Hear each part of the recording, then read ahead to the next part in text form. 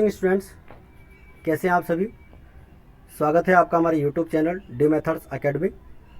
देखिए स्टूडेंट्स, हमने राजस्थान माध्यमिक शिक्षा board business studies class 12th का वीडियो अपलोड किए हैं। 3 वीडियो हम अब तक अपलोड कर चुके हैं। अगर आपने अभी तक नहीं देखे हो तो प्लेलिस्ट में जाकर देख सकते हैं। और आज हमारा ये चौथा वीडियो है चैप्टर नंबर 1 का। चैप्टर नंबर 1 हमने स्टार्ट किया था और चैप्टर नंबर 1 है हमारा प्रबंध परिचय, प्रकृति, महत्व एवं क्षेत्र। तो और अब तक जो 3 वीडियो हमने बनाए हैं उसके अंदर हम ये टॉपिक्स डिस्कस कर चुके हैं। सबसे पहले हमने प्रबंध का अर्थ पढ़ा है, प्रबंध की परिभाषाएं, प्रबंध की विशेषताएं, प्रबंध के उद्देश्य, प्रबंध का महत्व और प्रबंध की प्रकृति। ये चीज़ें हम अब तक डिस्कस कर चुके हैं।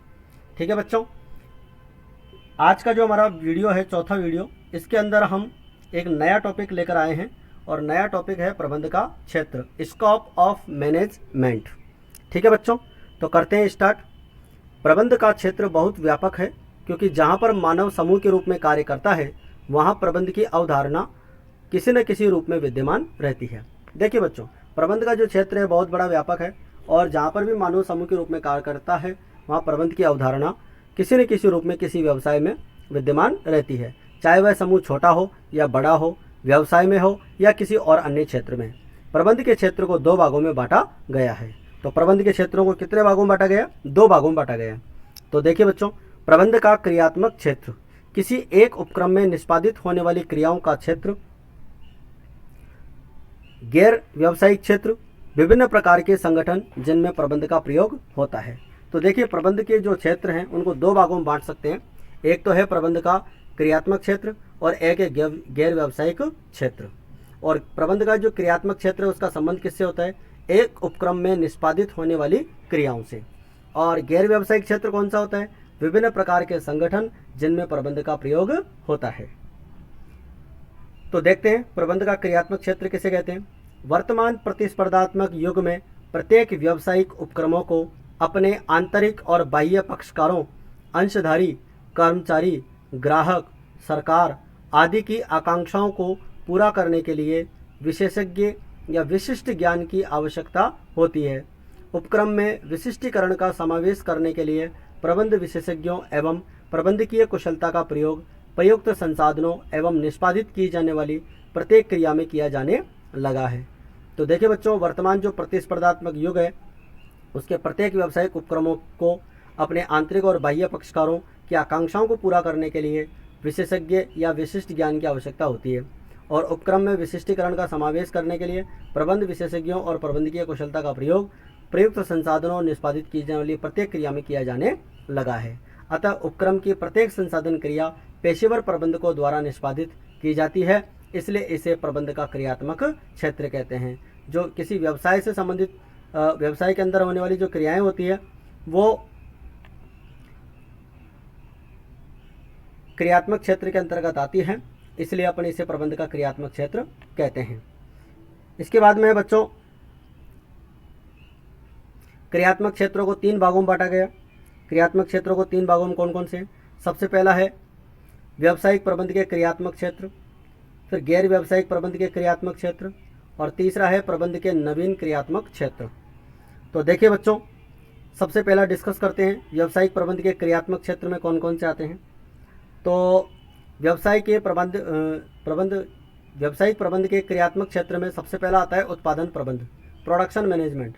प्रबंध की यह शाखा उत्पादन यानी जिस वस्तु का वो उत्पादन कर रहे हैं उस उत्पादन का नियोजन, किस्म नियंत्रण आदि क्रियाओं को अपने क्षेत्र में सम्मिलित करती है। उत्पादन नियोजन का मतलब है कि संस्था के द्वारा किस प्रकार का प्रोडक्ट उत्पादित किया जाना चाहिए, उसका योजना करने का काम, उसकी योजना बनाने का काम इस विभाग का होता है। किस्म नियंत्रण, क्वालिटी कंट्रोल करना है आदि जो क्रियाएं होती है वो उत्पादन प्रबंध के अंतर्गत आती हैं। इसके बाद में बच्चों सामग्री प्रबंध, मटेरियल मैनेजमेंट। प्रबंध की यह शाखा सामग्री के क्रय, भंडारण, स्टॉक नियंत्रण आदि क्रियाओं को अपने क्षेत्र में शामिल करती है। तो जो मैनेजमेंट की ये जो शाखा होती है मटेरियल मैनेजमेंट, इसके अंदर जो वस्तु का हम उत्पादन करेंगे उस वस्तु का क्रय, उसके लिए जो कच्ची सामग्री की जो अपने को ज़रूरत रहेगी उस कच्ची सामग्री का क्रय, भंडारण, स्टॉक नियंत्रण आदि क्रियाओं को जो है सामग्री प्रबंध के अंतर्गत किया जाता है।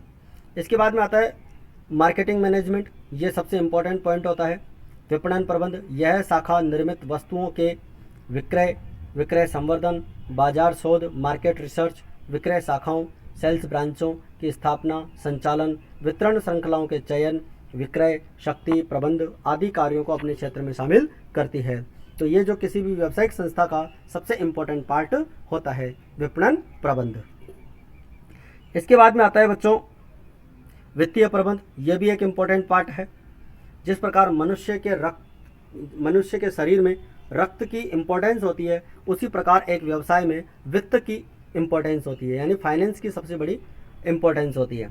तो प्रबंध की यह शाखा पूंजी की आवश्यकता के निर्धारण, यानी कि पूंजी की आवश्यकता कितनी होगी उस आवश्यकता का निर्धारण करना, वित्त प्रबंध के स्रोतों की जानकारी, पूंजी प्राप्त करने और उसके सर्वोत्तम उपयोग को संभव बनाने के कार्यों को अपने क्षेत्र में सम्मिलित करती है।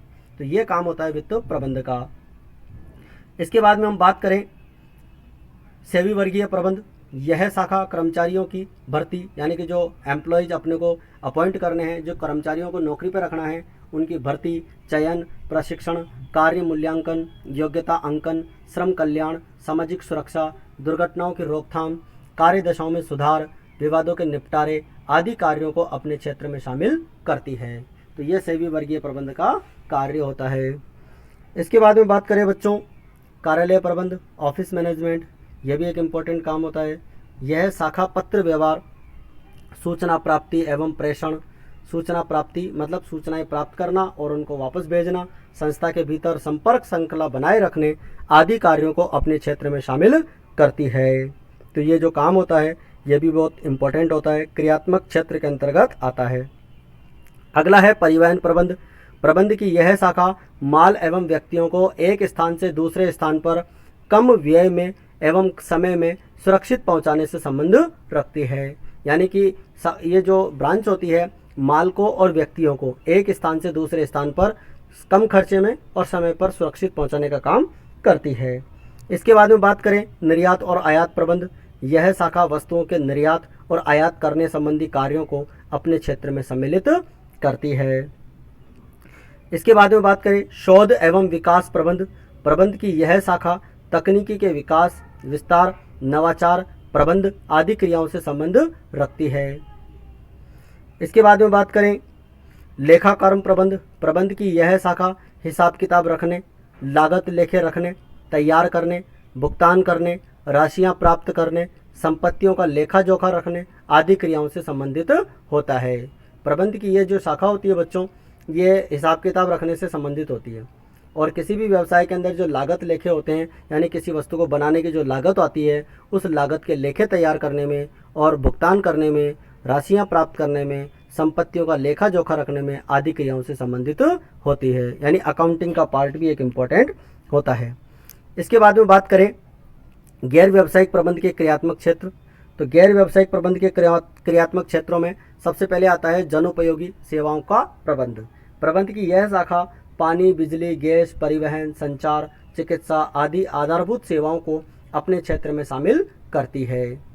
इसके बाद में है बच्चों अगला पॉइंट वातावरण प्रबंध। प्रबंध की यह शाखा वातावरण अथवा प्रदूषित होने से बचाने के कार्यों को अपने क्षेत्र में सम्मिलित करती है। वातावरण और पर्यावरण प्रदूषण की रोकथाम सरकार, समाज और उद्योग प्रमुख दायित्व बनता जा रहा है। यानी कि वातावरण और पर्यावरण प्रदूषण की रोकथाम करना सरकार की, समाज की और उद्योग का प्रमुख दायित्व बनता जा रहा है। तो ये बात आती है बच्चों वातावरण प्रबंध के अंतर्गत। इसके बाद में शिक्षा प्रबंध। प्रबंध की यह शाखा शिक्षण प्रशिक्षण सुविधाओं के विकास, विस्तार और संचालन से संबंध रखती है। तो इसके अंतर्गत जो होता है बच्चों, जो किसी संस्था के जो शाखा के जो कर्मचारी होते हैं उनका शिक्षण प्रशिक्षण और उनके सुविधाओं का विकास करना, उनका विस्तार करना और उनके संचालन से संबंध रखती है। इसके बाद में अगला पॉइंट आता है बच्चों प्रतिरक्षा प्रबंध। प्रबंध की यह शाखा सैन्य संगठनों की स्थापना, संचालन और नियंत्रण से संबंध रखती है ताकि राष्ट्रीय सुरक्षा कमजोर नहीं हो सके। यानी कि किसी भी व्यवसाय की जो राष्ट्रीय सुरक्षा होती है उस सुरक्षा को कमज़ोर नहीं किया जा सकता। यानी कि उसके लिए अपने को सुरक्षा की पुख्ता इंतजाम करने होते हैं। तो सैन्य संगठनों की अपने को स्थापना करनी पड़ती है, उनका संचालन करना पड़ता है और उनका नियंत्रण करना पड़ता है, जिससे प्रतिरक्षा प्रबंध होता है। इसके बाद में है न्याय प्रबंध। प्रबंध की यह शाखा कानूनों की विवेचना, अपराधों की सुनवाई तथा न्याय दिलाने से संबंध रखती है। तकनीकी प्रबंध। प्रबंध की यह शाखा ज्ञान विज्ञान को बढ़ावा देने वाली सेवाओं और क्रियाओं के विकास विस्तार को अपने क्षेत्र में शामिल करती है। तो यह है बच्चों गैर व्यावसायिक प्रबंध के क्रियात्मक क्षेत्र, जिनको आप अच्छे से समझ सकते हैं। एक एक पॉइंट को, ज़्यादा इसको डिटेल में जाने की ज़रूरत नहीं है। मेन जो चीज़ें मैंने यहाँ पर आपको बता रखी है, इनको आप अच्छे से पढ़ सकते हैं। और कोई बात अगर समझ में नहीं आए, आप कमेंट बॉक्स में बता सकते हैं। इसके बाद में है बच्चों नवीन क्रियात्मक क्षेत्र। आज के व्यवसाय एवं उद्योग उपक्रम के क्षेत्र में प्रबंध की महत्वता बढ़ती जा रही है। इसके कारण प्रबंध के कई क्षेत्र महत्वपूर्ण हो गए हैं, लेकिन ये उद्योग की प्रकृति, आवश्यकता, उद्देश्य और क्षेत्र पर निर्भर करते हैं। अतः प्रबंध के नवीन क्रियात्मक क्षेत्र में निम्नलिखित प्रबंध सम्मिलित होते हैं। कौन कौन से प्रबंध सम्मिलित होते हैं, देखते हैं जरा उनको। सबसे पहला है सार्वजनिक उपक्रमों का प्रबंध। तो नवीन क्रियात्मक क्षेत्र में सबसे पहले सार्वजनिक उपक्रमों का प्रबंध किया जाता है। निर्यात आयात का प्रबंध करना, ठीक है, निर्यात आयात, एक्सपोर्ट इंपोर्ट का अपने को प्रबंध करना पड़ेगा। इसके बाद में है विनियोग एवं पोर्टफोलियो मैनेजमेंट। विनियोग और पोर्टफोलियो जो मैनेजमेंट होता है, उसका कार्य भी नवीन क्रियात्मक क्षेत्र के अंतर्गत आता है। उद्यमिता प्रबंध, एंटरप्रेन्योरशिप जो होती है, उसका मैनेजमेंट, नए नए उद्यमियों को विकसित करना, वो इसी के अंतर्गत आता है। लघु व्यवसाय प्रबंध। लघु व्यवसाय प्रबंध के अंतर्गत जो है, जो स्मॉल यूनिट्स होती है बिजनेस की, उनका प्रबंध करने का कार्य इसके अंतर्गत आता है। फार्म प्रबंध। तो फार्म प्रबंध जो होता है, वो भी नवीन क्रियात्मक क्षेत्र के अंतर्गत आता है। थोक एवं फुटकर व्यापार प्रबंध, वो भी इसी के अंतर्गत आता है। होलसेल और रिटेलर जो होते हैं, उनका, व्यापारियों का मैनेजमेंट करने का कार्य भी नवीन क्रियात्मक क्षेत्र में आता है। इसके बाद में जोखिम एवं सुरक्षा प्रबंध का जो कार्य होता है, वो भी इसी के अंतर्गत आता है। ठीक है बच्चों, ये था हमारा चैप्टर नंबर 1 का चौथा वीडियो। और इस चैप्टर नंबर 1 के हमने जो है पूरे नोट्स यहाँ पर कंप्लीट कर लिए हैं। उम्मीद है कि आपको ये समझ में आया होगा। और अगर आपने अभी तक चैनल को सब्सक्राइब नहीं किया है, तो आप चैनल को सब्सक्राइब कर लीजिए और ज़्यादा से ज़्यादा लाइक करें और ज़्यादा से ज़्यादा शेयर करें।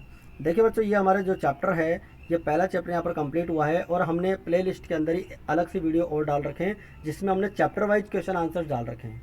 तो आप चाहें तो चैप्टर नंबर 1 के क्वेश्चन आंसर्स भी देख सकते हैं, जिसका लिंक आपको डिस्क्रिप्शन बॉक्स में मिल जाएगा, आप वहाँ से देख सकते हैं। तो मिलते हैं अगले वीडियो में। काफ़ी आज के लिए। जय हिंद, जय भारत।